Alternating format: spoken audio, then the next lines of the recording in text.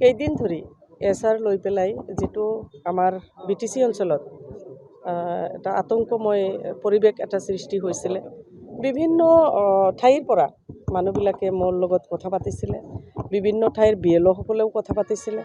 আমাৰ ওয়াৰ্কাৰ সকলে সাধাৰণ নাগৰিক যিসকলে বৈধ নাগৰিক তেওঁলোকে মোৰ লগত কথা পাতিছিল যে খচৰাৰ পৰা আমাৰ নাম বাদ পৰিছে আৰু বহুতৰে নামত ইতিমধ্যে নোটিছ আহিছে। আৰু এই ক্ষেত্ৰত এটা বস্তু লক্ষ্য কৰিছিলোঁ মই যে কিছুমান মানুহ মৃত্যুবৰণ কৰিছে, সেই মানুহজনক কমপ্লেনাৰ সজাইছে। এইবিলাক দেখা পাই পেলাই তেতিয়াৰ পৰাই আজি 4-5 দিন ধৰিয়ে মই এই বিষয়টো বিটিসিৰ চিফ মাননীয় হাগ্ৰামা মহিলাৰী ছাৰৰ লগত কথা পাতিছিলোঁ। মই আমাৰ দিগন্ত গায়াৰী তেওঁ মোৰ লগত কথা পাতি আছিল আৰু এই বিষয়টো লৈ পেলাই আমাৰ বিটিসিৰ চিফ হাগ্ৰামা মহিলাৰী ছাৰৰ লগত কথা পাতি পেলাই আজি আমি বিশেষকৈ মানে মই প্ৰথমতে মই আৰু আমাৰ মনবৰী সত্ৰৰ সত্ৰাধিকাৰৰ ডেকা সত্ৰাধিকাৰ অপূৰ্ব অধিকাৰী বিষয়টো আমি অসমৰ মুখ্যমন্ত্ৰী ডাঙৰীয়াক অৱগত কৰাৰ পিছতেই আৰু ছাৰৰ এটা অনুমতি লৈ পেলাই আজি আমাৰ মুখ্যমন্ত্ৰী ডাঙৰীয়াক অৱগত কৰাৰ পিছত আমি এটা আপিলো কৰিলোঁ যে বিটিসিত এটা গভৰ্ণমেণ্ট আছে আৰু বিটিসিৰ এই গভৰ্ণমেণ্টৰ লেজিসলেটিভ পাৱাৰ আছে। গতিকে এইটো বৈধ নাগৰিকৰ ওপৰত আজি যেটো হাৰাশাস্তি হৈছে আমি তাৰ এটা স্থায়ী সমাধান বিচাৰিছোঁ। অসমৰ মুখ্যমন্ত্ৰী ডাঙৰীয়াই আমাক যথেষ্ট সঁহাৰি দিলে।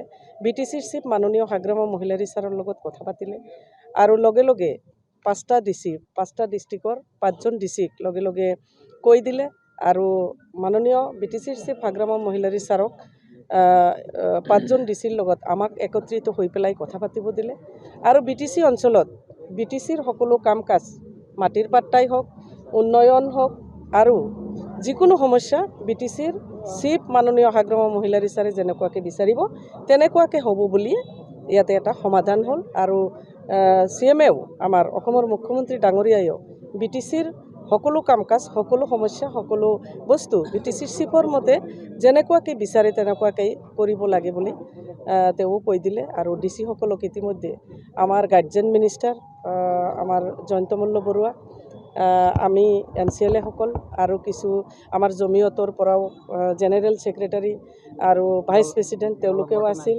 দল সংগঠন তেনেকুৱাকৈ আমি মাতিব পৰা নাছিলোঁ সোনকালে। তো আজি বিটিসিৰ চিফ মাননীয় হাগ্ৰামা মহিলাৰী ছাৰে এটাই কথা কৈছে যে বিটিসিত আমাৰ 2003 চনৰ 10 ফেব্ৰুৱাৰীত বিটিসি চুক্তি হৈছিল আৰু সেই আধাৰ মতেই বিটিসিৰ সকলো বাসিন্দা আৰু বিটিসিৰ এইবিলাক যিবিলাক এছআৰ এইটো বিটিসিৰ ক্ষেত্ৰত আপোনালোকে আমাৰ মানুহখিনিক যাতে হেৰেজমেণ্ট নহয় আপোনালোকে এইটো কৰিব নালাগে।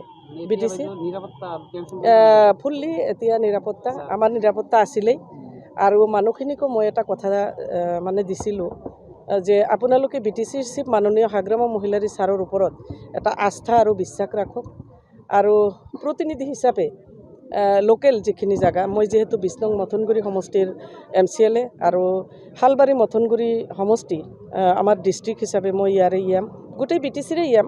কিন্তু মই কথা দিছিলোঁ যে মই আপোনালোকৰ প্ৰতিনিধি আপোনালোকৰ হৈ পেলাই মই যিমান দূৰ কৰিব লাগে মই কৰিম আৰু সেইমতে আজি আমি ইমান দূৰ মানে এৰেঞ্জ এটা কৰি পেলাই এটা সমস্যাৰ সমাধান আমি কৰিব পাৰিছোঁ। ধন্যবাদ জ্ঞাপন কৰিছোঁ আমি অসমৰ মুখ্যমন্ত্ৰী ডাঙৰীয়াক আৰু ধন্যবাদ জ্ঞাপন কৰিছোঁ মই জয়ন্ত মল্ল বৰুৱা ছাৰক আৰু ইয়াতে আটাইতকৈ বেছিকৈ ধন্যবাদ আমি সকলো বিটিসিবাসী ৰাইজৰ হৈ ধন্যবাদ জনাইছোঁ বিটিসিৰ চিফ হাগ্ৰামা মহিলাৰী ছাৰক যে আমাৰ ক্ষেত্ৰত আজি বিটিসিৰ চিফ হিচাপে যিখিনি কথা দিছিল আখৰে আখৰে তেওঁ পালন কৰিছে।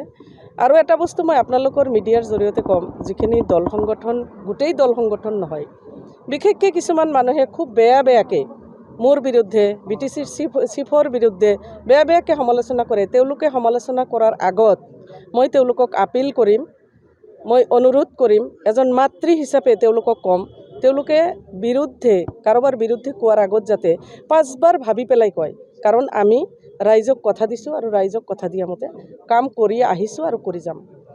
সকলো জাতি জনগোষ্ঠীৰ লগত নিজৰ জাতিৰ সুৰক্ষা নিৰাপত্তাৰ স্বাৰ্থত মই সদায় আছোঁ আৰু কাম কৰি যাম।